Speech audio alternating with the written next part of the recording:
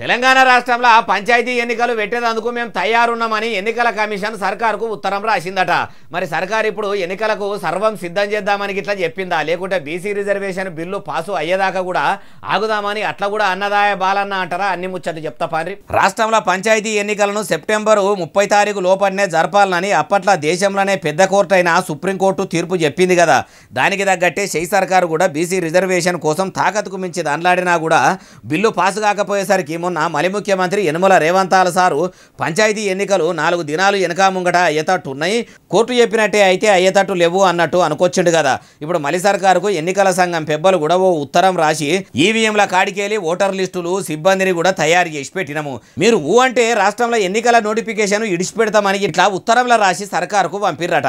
మరి మలి ముఖ్యమంత్రి యనమల రేవంతాల సారు బీసీ బిల్లు ఇప్పట్లో పాస్ అయ్యేటట్టు అయితే లేదు. ఎన్నికల ముంగట ఎన్ని హామీలు ఇయ్యలేదు, అన్ని అమలు చేసినమా, ఇప్పుడు బీసీ బిల్లు కూడా అంతే. మరి ఎన్నికలకు పోదామని ఇట్లా అంటాడా అంటే అట్లాగిట్లా అంటే చేయి పార్టీ వాళ్ళు వాళ్ళ చెయ్యిని వాళ్ళ మోసేయి దాకా కాదు భుజాల దాకా కూడా పుట్టుకున్న ఎరగొట్టుకున్నోళ్ళే అవుతారు అంటుర్రు ఈ ముచ్చటిన్నోళ్ళు.